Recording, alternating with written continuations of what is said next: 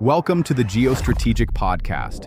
Welcome back. Today we're doing a deep dive into a situation that feels like it's getting more tense almost daily.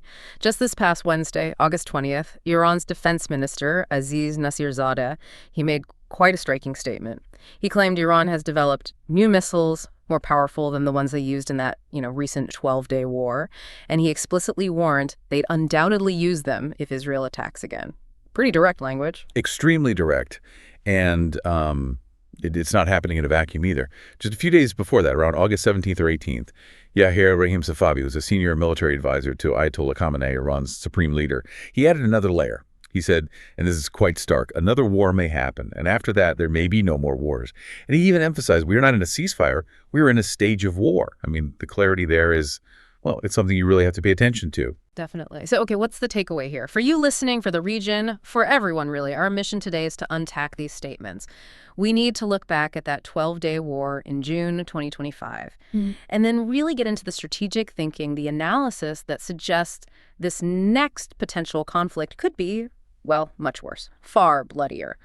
We want to help you get a quick handle on just how complex and, frankly, how dangerous this situation is becoming. Let's dig in. Yeah, absolutely. To really grasp where things might be going, we have to revisit that war from June. It kicked off June 13th. Yeah. From the Israeli viewpoint, it started with a surprise attack. They targeted Tehran's nuclear facilities and military capabilities. Israel's justification was pretty consistent. They said this was necessary to stop Iran from carrying out its stated goal of destroying Israel. Right. And they had specific concerns they pointed to, didn't they? Things like Iran enriching uranium beyond peaceful levels, blocking inspectors, building up missile capabilities, and more recently, taking steps towards actual weaponization. Now, we should always note, Iran consistently denies wanting nuclear weapons. That's their official stance. But regardless of intent, Israel acted first, and Tehran's response was pretty significant. Oh, absolutely significant. Iran launched over 500 ballistic missiles and something like 1,100 drones aimed at Israel. But what's really fascinating is how Iran framed it, especially Defense Minister Nasirzadeh. He claimed Israel was caught completely off guard by their counterattack, which he described as extensive and precise. So we put a number on it, claiming 90% of their ballistic missiles hit their targets. 90%. That's a huge claim. And he didn't stop there, did he? He contrasted Iran's actions with what he called Israel's cowardly targeting, mentioning commanders, scientists, civilians, infrastructure, saying Iran, on the other hand, deliberately chose its missile targets and only hit military sites. He also sort of boasted that Iran, despite decades of sanctions, beat both Israel and the U.S. Remember, the U.S. did join in striking nuclear sites, and claimed this victory came purely from Iran's own defense industries. And his final point was that Iran stopped attacking not because they had to, but to prevent the crisis from spreading. Right. And this is where we need to pause and ask, okay, how do these really bold claims stack up against the facts reported in our sources? Yeah. Because the factual accounts, they paint a different picture. They directly contradict some of Nasirzadeh's points. For instance, those Iranian missiles, the ones supposedly only hitting military targets, well, they damaged over 2,300 homes and 240 buildings. Yeah. They hit 2 universities, a hospital, and the human cost. According to health officials, 31 people were killed and over 3,000 wounded in Israel. So the idea that only military sites were hit, the impact on civilian areas was very real, undeniably significant. So, okay, we have this recent history, these conflicting narratives, the stark facts on the ground, but really, for anyone watching this, the big question isn't just what happened, it's what happens next.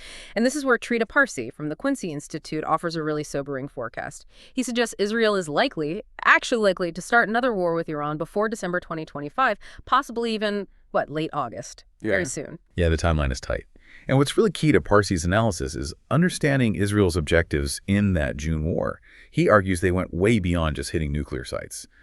There were 3 main goals. 1, pull the U.S. directly into the fight. 2, decapitate the Iranian leadership, the regime itself. And 3, essentially turn Iran into another Syria or Lebanon, a place where Israel could operate militarily, bomb almost at will. The crucial thing here is that the first war wasn't just about the nuclear program. It was a much bigger gamble with these broader strategic aims, aims that mostly failed. Right. And that failure is kind of setting the stage for what might come next, isn't it? Precisely. That failure is why the next round could be so different and potentially much deadlier. So how did those big objectives actually play out in June? You mentioned U.S. involvement.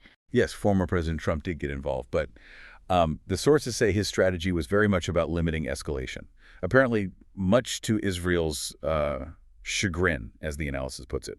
Trump's refusal to go beyond limited bombing was actually a key factor in Israel agreeing to the ceasefire. Also, during those 12 days, Israel's own air defenses took a hit. They were degraded. And Iran actually got better at getting through them. The analysis even suggests Israel might not have been able to keep fighting without major U.S. help, specifically using 25% of America's THAAD interceptors. 25% of the THAAD interceptors, that's a huge chunk of a very advanced, very important system. That's a massive amount, especially for a 12-day conflict in a region that, neither Trump nor Biden really saw as vital to core U.S. interests anymore. It raises big questions about U.S. stockpiles, readiness elsewhere. Okay, so the U.S. involvement wasn't what Israel hoped for. What about the other goals? Decapitation, turning Iran into Syria. Well, those were pretty clear failures. According to this analysis, Israel did have some early intel successes. They killed around 30 senior Iranian commanders, 19 nuclear scientists, that did disrupt things temporarily. But Iran replaced most of those commanders within about 18 hours. Command and control wasn't broken for long. And then there was this other tactic. Mossad agents reportedly called senior Iranian officials, basically threatening their lives if they didn't denounce the regime. That completely failed. There's zero evidence anyone capitulated. Regime cohesion, surprisingly, held strong. And didn't the attacks actually have the opposite effect on the population instead of an uprising? Exactly. That's one of the most striking outcomes. Instead of protests against the regime, there was this surge of nationalism. It actually strengthened the government, paradoxically. There's this really powerful quote from an artist in Tehran. He said something like, "I used to chant, 'Don't send money to Lebanon or Palestine.' But now I get it. The bombs we face are the same. If we don't have strong defenses everywhere, the war comes right to us." Wow, that really captures a huge shift in perspective, doesn't it? How external attacks can just rally people internally. It really does. And the third goal, establishing that kind of aerial dominance like in Syria, being able to strike freely without U.S. help, that didn't happen either. So you put all this together, the unfulfilled objectives, the degraded defenses, the surprising Iranian resilience, it points towards why Israel might feel compelled to try again. And we're hearing signals from their leadership. Defense Minister Israel Katz, the military chief Eyal Zamir, they both said the June war was just phase one, that Israel is entering the new chapter. A new chapter. So what does that mean strategically? Does it tie into that Israeli doctrine, mowing the grass? It seems to, yes. That strategy is all about striking preventively, repeatedly hitting adversaries to stop them from building capabilities that could seriously challenge Israel's military edge. Iran is already rebuilding after the June war. So from Israel's perspective, if you're going to follow that doctrine, there's an incentive to strike again sooner rather than later, especially before the U.S. gets deep into its midterm election cycle, which always makes Washington more cautious or distracted. Okay, so Israel feels an incentive to strike again, possibly soon. How is Iran likely to react this time, given what happened in June? Well, the analysis suggests Iran isn't just waiting passively. They're expecting another attack, and they're planning for it. The plan seems to be to hit back decisively from the outset this time. They want to make it absolutely clear that mowing the grass won't work on them, that it's too costly for Israel. Iran's foreign minister, Abbas Araghchi, he put it bluntly on X, formerly Twitter. He said, "If aggression is repeated, we will not hesitate to react in a more decisive manner and in a way that will be impossible to cover up," using caps for emphasis there. The thinking in Tehran seems to be that the cost to Israel has to be overwhelming this time to stop this cycle of degrading their missile capabilities bit by bit. This just sounds incredibly risky. It leaves so many open questions, doesn't it? Like, who can rebuild faster? Israel getting more interceptors versus Iran building more missiles? What's the real state of Mossad's intelligence inside Iran now? Did they lose assets? And this whole cat and mouse game with air defenses, has Iran learned more about getting through Israel's defenses than Israel has learned about plugging the gaps? These are huge uncertainties heading into another potential conflict. Massive uncertainties. And that brings us to the really difficult position the U.S. finds itself in, especially former President Trump.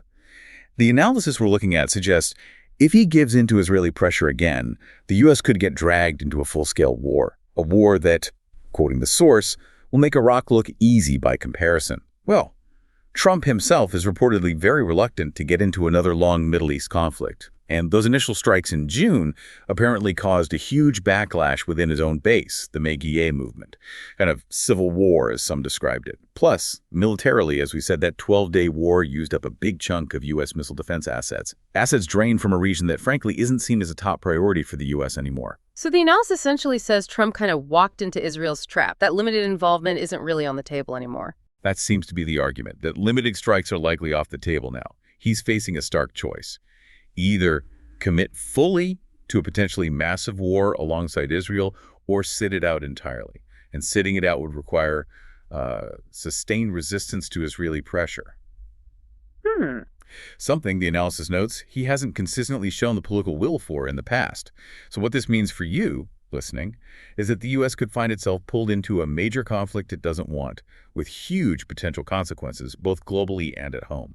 It really does feel like a critical moment for Israel, for Iran, for the U.S., for the whole region, with these predictions of a potentially far bloodier conflict looming. It's a very precarious situation, no doubt about it. So, reflecting on all this, the strategic calculations, the explicit warnings we've heard from both sides, what does this mean for stability in the region? Is there any role for international diplomacy here, or are both sides too locked into this path? What really stands out to you most about these shifting dynamics, and how do you see this potentially playing out? Lots to think about there. Thanks for tuning in. If you found this discussion valuable, please like, share, and subscribe to the Geostrategic Podcast for more in-depth analysis on topics that shape our world. Stay informed, stay ahead, and stay tuned for the next episode.